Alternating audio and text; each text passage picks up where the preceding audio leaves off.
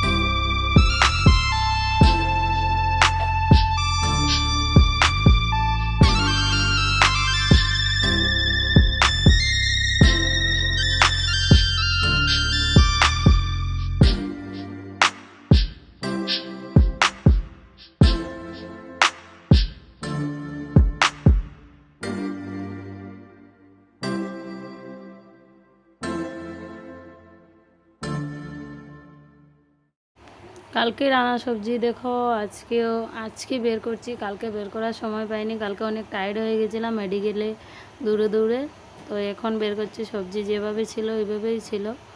তো এখন বের করে রাখছি। আমার বর কী নিয়ে এসেছিলো, টমেটো নিয়ে এসেছিলো আর শীতল আর কি আর বোধহয় সঙ্গে কি কচু আর বেগুন। হ্যাঁ, তো এগুলো এইভাবেই ছিল, কালকে আর ধরিনি। তো আজকে বের করছি সবজিগুলো, আজকে রান্না করব বেগুন বড়া বানাবো আর কচু দিয়ে শীতল দিয়ে বানাবো।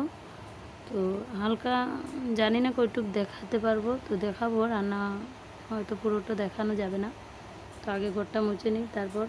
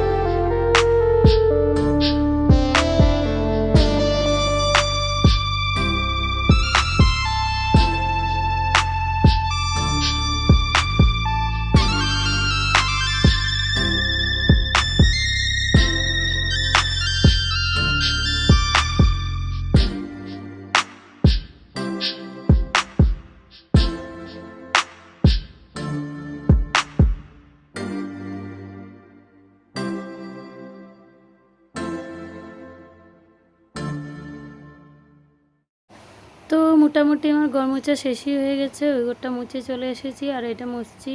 তো ডান্ডাটা আমার বেশ ভালো না, ওইটা বালতিতে ডুবিয়ে ডুবিয়ে আমার হাতেই চিপতে হয়। তো অ্যাকচুয়ালি এটা সুবিধা হয়, কারণ কেন চোখের তলা টলা মুছা যায় তাই। তো আমার মোছা শেষ হয়ে গেছে আর দেখতেই পাচ্ছ বেসিনে কতগুলো বাসন, এগুলো সব ধুয়ে দিতে হবে আগে। প্রথমে এগুলো পরিষ্কার করব, তারপরে দিয়ে বাকি কাজ করব। তো আগে বাসনগুলো দিয়ে নিই। এই যে ডাল দেখেছো, এটা কালকের ডাল গরম করে খেয়েছিল আমার বর, এখন এগুলো ফেলে দিচ্ছি, ধুয়ে সব পরিষ্কার করে তারপর রান্না করব। তো আগে বাসনগুলো ধুয়ে নিই, তারপর রান্না। ওকে।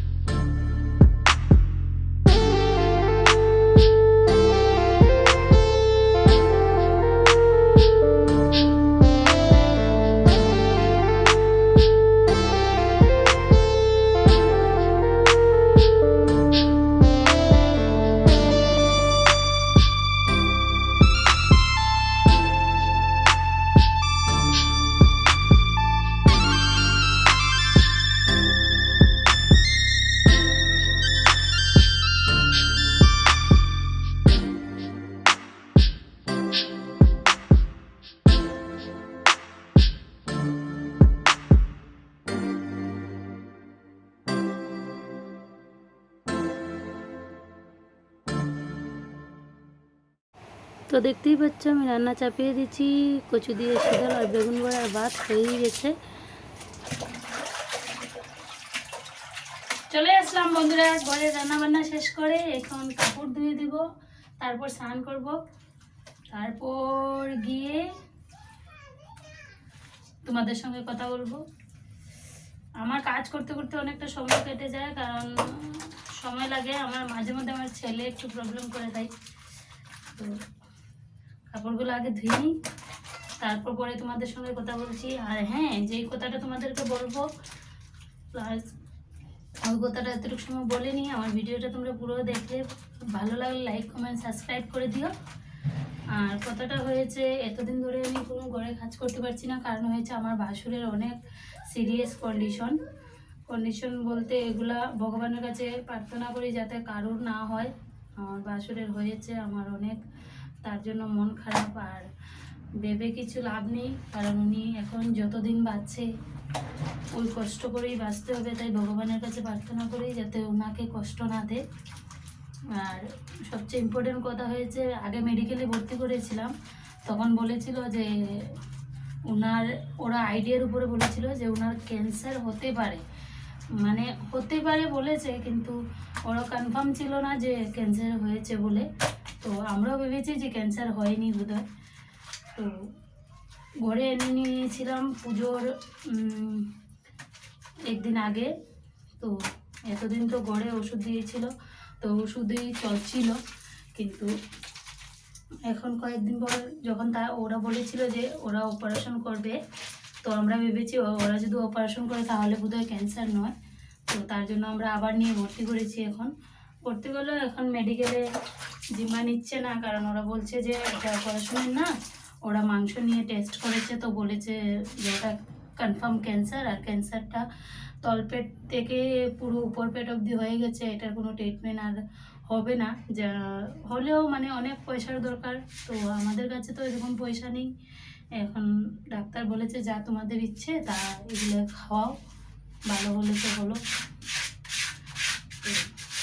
মেডিকেলে অ্যাকচুয়ালি ট্রিটমেন্ট নেই ক্যান্সারের, ওরা বলেছে ক্যান্সার হসপিটালে নিয়ে যাও। তো আমাদের অনেক প্রবলেম, পয়সারও অনেক দরকার, তো এরকম পয়সা আমাদের কাছে নেই যে আমরা ট্রিটমেন্ট করাবো। তো তাও এখন রেগুলারলি ড্রেসিং করাতে হবে 1-2 দিন পর পর। এরকম রোগটা হয়েছে, আর রোগটা হয়েছে শূন্য জায়গায়, তো শূন্য জায়গায় রোগটা হওয়াই রোগটা অনেক বড় হয়ে গেছে। তো আগে আমাদেরকে বলছিল না, এখন বলেছে একদম শেষ সময় বলেছে। যদি আগে থেকে বলতো, আগে থেকে যদি আমরা ট্রিটমেন্ট নিতাম তাহলে এতটা বাড়তো না। আর আমাদেরও সম্ভবের ভিতরে ছিল ওকে ট্রিটমেন্ট করানো, কিন্তু এখন বেড়ে গেছে, এখন আর আমাদের সম্ভব নয় ট্রিটমেন্ট করানো। এটা লাখ লাখ টাকার দরকার, তো আমাদের কাছে এরকম টাকা নেই। তো চেষ্টা করছি মেডিকেলে নিয়ে যাব, মেডিকেলে যতটুকু ট্রিটমেন্ট লাগে করাবো। ওই তার জন্যই আমার এতদিন ভিডিও দেওয়া হয়নি, আর মনটাও বেশ ভালো নয়। তোমাদেরকে বলবো শেয়ার করবো বলে অনেক দিন ধরে দৌড়তে আমি টায়ার্ড হয়ে গেছি। তো আজকে ভাবলাম না, আমার ফ্রেন্ড যারা আছে ওদের সঙ্গে আমি শেয়ার করি। তোমাদেরও তো জানা উচিত যে আমি এতদিন থেকে ভিডিও কেন দিচ্ছি না। তাই সবাই ভগবানের কাছে প্রার্থনা করো যে আমার ভাসুর যদি একটুকু চান্স থাকে বাঁচার, তাহলে যেন বেঁচে যায়।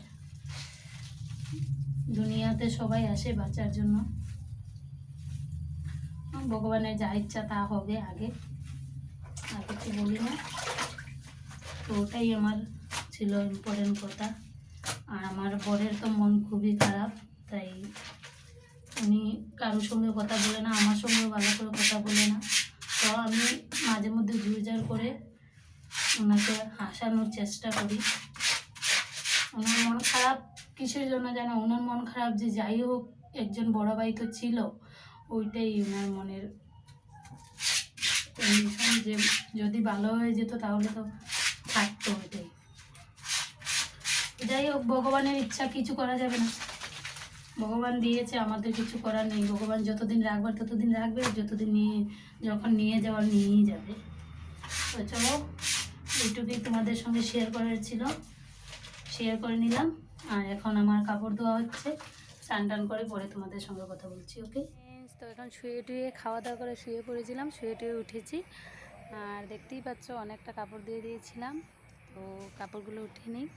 বিকেলবেলার কাজ তো বিকেলবেলারই, খুব ভালো ঘুম হয়েছে, আমার সোনুমণিও ঘুমিয়েছিল, তো এখন উঠেছে। তো কাপড়গুলো আগে উঠে নিই, তারপর তোমাদের সঙ্গে কথা বলছি। আর আমাদের তুই দেখো ওইখানটায় স্নান করেছে, দেখো এই গামলাটায় খুব মজা করে স্নান করে তুই। তো আমার সোনামণিরই কাপড়টা অনেক বেশি, দেখো ধুয়ে যে দিচ্ছি। তো চলো ভিডিওতে সঙ্গে থাকো। এখন সন্ধ্যা হয়ে যাচ্ছে, বিকালবেলার কাজগুলো করে নিই, আবার সন্ধ্যার সময় তোমাদের সঙ্গে কথা বলছি। ওকে, দেখতেই পাচ্ছ এখন রাত্রে 8টা বেজে গেছে, আর বাজারে চলে গিয়েছিলাম, তো বাজার থেকে এখন এসেছি, এখন রান্না করতে হবে। তো এখন আর আমার হাতে সময় নেই, আর ভিডিওটা এন্ড হবে না, আর যা বলার ছিল তো তোমাদেরকে বলে দিয়েছি। তো আজকের জন্য ভিডিওটা আমি এখানেই শেষ করছি। ওকে ভাই, ভালো লাগলে লাইক কমেন্ট সাবস্ক্রাইব করে দিও। ওকে।